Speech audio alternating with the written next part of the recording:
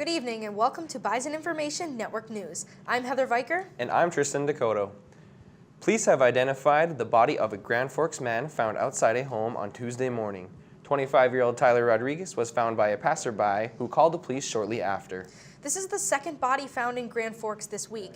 On Saturday, the body of a woman was found in Lincoln Park during a cross-country meet. Police say an investigation is ongoing in both cases and foul play is not suspected in either. Sentencing came to a close earlier this week for the former Fargo Events Center manager accused of stealing money from the Sanctuary Events Center in downtown Fargo. Richard Howard Pally III has been sentenced to 360 days of supervised probation on a Class B felony after stealing more than $15,000 from the concert and events venue. As part of his sentence, Pally must complete 150 hours of community service and is required to pay restitution of nearly $6,000 after already having paid $10,000. Pally was the general manager of the center when he stole the money and pleaded guilty to the charges in August. Rain has saturated the Red River Valley, causing a delay in this year's fall harvest and frustrating farmers. Not only are soybean farmers worried about field conditions, but also the impact the rain and snow is having on the beans inside the rods. Wet weather can ruin soybeans, making them impossible to harvest. But snow, however, is a greater issue, which could completely destroy the stalks, making the countless hours and money spent planting devastating for farmers. The day after Hurricane Michael slammed into the Florida Panhandle as a powerful Category 4 storm, residents and officials are getting a look at the aftermath and hoping for the best in the areas that saw the worst. And Michael isn't done yet. The storm is on its way toward the Carolinas. Jan Pomeran is in Panama City, Florida, with the latest. Panama City's catastrophic damage. Someone told me, quote, Mexico Beach is gone. Over Mexico Beach, Florida, a look at what Hurricane Michael's 155-mile-per-hour winds left behind. Let's just hope in Mexico Beach that people evacuated, because if they stayed right there and got the full brunt of the storm straight from the Gulf, without a barrier island, at least breaking it a little bit, there's going to be some significant loss. Hundreds of thousands of customers in Florida, Alabama, and Georgia are without power, making communication with those who decided to ride out the storm nearly impossible. FEMA Administrator Brock Long said safety and rescues are today's priorities. Making sure that we are helping people who may be trapped and pushing through and doing damage assessments to make sure that we fully understand where we need to coordinate our response efforts. The severe damage, not limited to the Florida coastline, in Albany, Georgia, about 100 miles inland, the mayor urged residents to stay at home. I saw trees that had fallen on houses, trees that had fallen on cars just on my way here. And if that is all over the city, then we are going to have some issues. And it's going to take us a few days, to get it together. And Michael is not done yet. Moving through the Carolinas today, bringing tropical storm force winds and heavy rain to the areas that took the brunt of Florence just weeks ago. In Panama City, Florida, I'm Jan Pomerans. And now we take it to our weekly weather segment with Jay Lenander. Jay? Thanks, Heather. Despite early October snowfalls blanketing the region yesterday, no records were broken in the Fargo-Moorhead area. However, up in Grand Forks, 5 inches of snowfall they received broke a record that was 97 years old, as their previous October 10th record was 3 inches in 1921. Fargo's record for early October snowfall remains the 3.3 inches that fell on October 7, 1894, as only 1.6 inches accumulated in Fargo yesterday. Looking at tomorrow's forecast, we can see that the snow should melt away with a high of 43 degrees and a low of 34, making conditions perfect for getting that snow off the ground, especially with the humidity being at 75%. And looking at the 7-day forecast, we can see that partly cloudy days are going to be in abundance over the next 7 days, with Friday, Saturday, and Sunday all being partly clouded, before a couple of fully sunny days on Monday and Wednesday starting next week. Back to you guys at the desk. Thank you, Jay. Right after the break, how police are using playing cards to solve crimes. And how a Facebook scam is worrying locals after this. An unusual approach to solving crime. Delaware law enforcement are giving inmates playing cards to find new leads in cold cases. Joel Holden explains. The grim tales of unsolved homicides live in this rolling cabinet. Some cases date back decades, echoes of the past growing fainter as time passes. But embracing technology to develop fresh leads and solve cases, turns out it's as basic as a game of cards. When we met with Department of Correction, we said, how many decks of cards do you go through a year? And they said about anywhere from 8,000 to 8,500 decks. Detective Brian Shane says inmates at Delaware facilities for a month now have been playing cards printed with cold case victims. Those are the only decks of cards that they sell in the prisons, and it's self-funding. So once one edition is done and over with for the year, they put 52 more cases, and then it keeps going. She is the Five of Clubs, a woman who was found fatally beaten inside her Garfield Park home. Next year will mark 40 years since her unsolved murder. Her name was Grace Harmon. Her killer remains in the shadows, a person unknown to police. This is planned. She was targeted. We were hoping that, there's some people that are still around. The program is the work of Newcastle County, Wilmington, Delaware State Police and Crime Stoppers. And in a month's time, 5 tips have been generated. Perhaps it's enough information to add one of the cases one day to the closed cabinet. A recent Facebook scam has its users wondering if their profiles are being cloned. If you've been on Facebook recently, you may have seen a message like this one. A friend letting you know your Facebook page has been duplicated. But according to Homeland Security, the message is nothing but a hoax gone viral. The best way to deal with messages like this is to ignore them. Although the messages do not seem harmful, it's never a bad idea to make sure. All you need to do is search for your name. If only one account pops up, it is likely your account is not cloned. A surge in cases of a rare polio illness has baffled health officials. Since September, 6 children in Minnesota have been diagnosed with AFM. Meredith Wood has a closer look in today's Health Minute.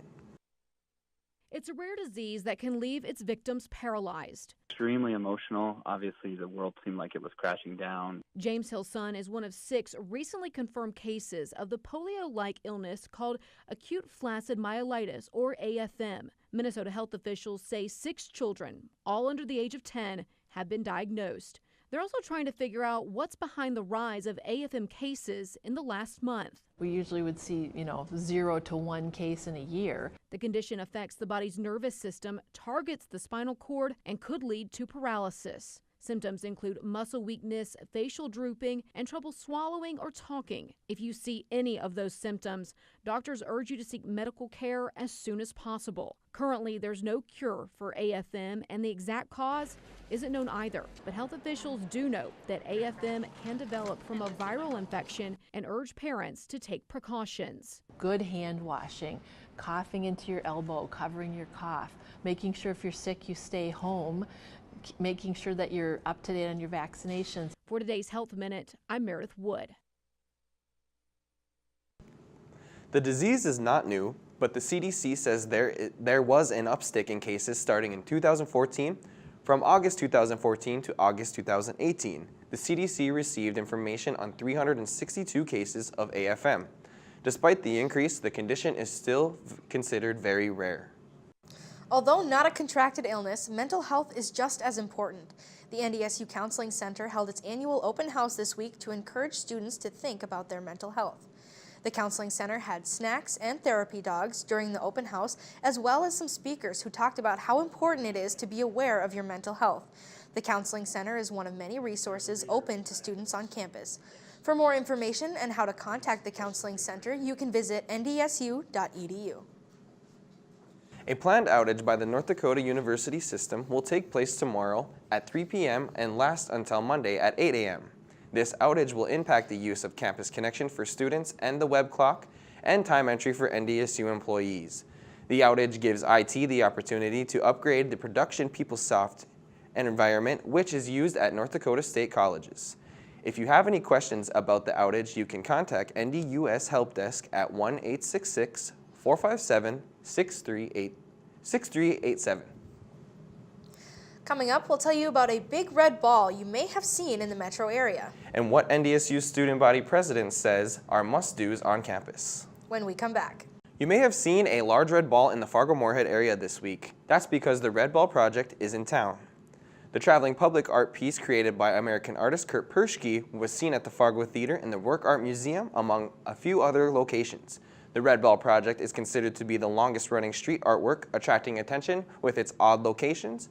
The project has visited over 30 cities globally, and its first stop this year was in the Fargo-Moorhead area. NDSU students had a chance to win bags of groceries at the Great Plains Ballroom last Friday.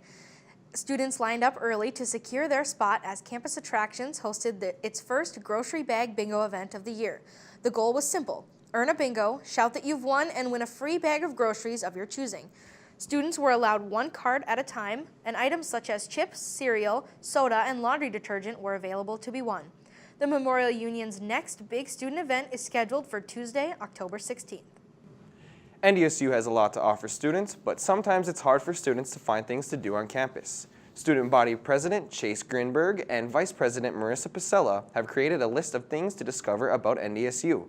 The list consists of 8 things that can add to your college experience, like visiting the Career Center and attending NDSU sporting events. The full list can be found at ndsu.edu. We are reaching the midway point of the semester, which can only mean one thing: midterms. Bison Information Network reporter Joe Thompson asked students how their midterms are going in this week's Bison on the Street. Overall, they're going good, staying busy. Our professors are giving us study guides and letting us know in advance, so we're having time to prepare. Midterms have been a struggle, and within all the snow and stuff, I think it's a lot harder to get to the library and different things like that for more resources, but it's definitely, as a freshman, it's hard to get used to those things, but yeah, it's been interesting. Midterms, I'm on some easier courses this semester, so they're going quite easy. As long as you follow and a little bit more the study sessions that they prescribe, they go pretty well. I'm a senior, so this is going to be my last section of midterms before graduating, and I'm excited it's almost over. Not too bad. I really need to start picking it up, and this is college now. I need to start taking things seriously. I'm not in the high school. This is big leagues. As students are hoping their studying paid off, the North Dakota University women's soccer team knows theirs has. The team recently earned the United Soccer Coaches Team Academic Award for exemplary performance in the classroom for the 2017 and 2018 academic year. The Bison held up a 3.62 GPA for the year, earning them their 16th award in 17 years. The team also set an all-time program record with a 3.71 GPA in the spring 2018 semester. To qualify for the award, a team must have a minimum of 3.0 or higher for the entire academic year. After the break, Eric will have our sport updates. What do you have for us today, Eric? Well, we'll take a look at that big NDSU UNI game. Summit League preseason basketball poll was released, and it's fitting because it just snowed outside. And we'll take a look at the MLB playoffs, that and more when we come back. The North Dakota State Bison are in the beginning of their tough stretch of Missouri Valley Conference games. They hit the road this past weekend for the first time all season as they traveled to Cedar Falls to take on the Panthers of Northern Iowa. Pick it up right away in the first quarter as Eli Dunn hits his wide receiver, Brilly Moore, for a 64-yard touchdown run, and he's off to the races. Nobody's going to catch him. The Panthers take an early 7-0 lead. Marcus Weimiller, he avoids a bunch of arm tackles as he takes it in from 8 yards out. The Panthers would go up 14-0 with just over halfway into the first quarter. The next Bison possession, Easton Stick hits Darius Shepard for a 20-yard touchdown. The Bison trail the game 14-7. Later on in the second quarter, Eli Dunn drops back to pass, and he gets picked off by Marquise Bridges, and Bridges looks like he's going to try to take it all the way. He's got a whole bunch of Bison in front of him, but the wide receiver catches him from behind, sets up with the Bison in Northern Iowa territory. It's a couple plays later, Easton Stick hit Lance Dunn for a 3-yard touchdown run. The Bison are tied at 14-all. Later in the second quarter, Bruce Anderson takes it around the left edge. He rushes for 25 yards as the defender pushes him out of bounds. That would set up a 8-yard touchdown run from Lance Dunn. Easton Stick, here you see, pitches it to Dunn.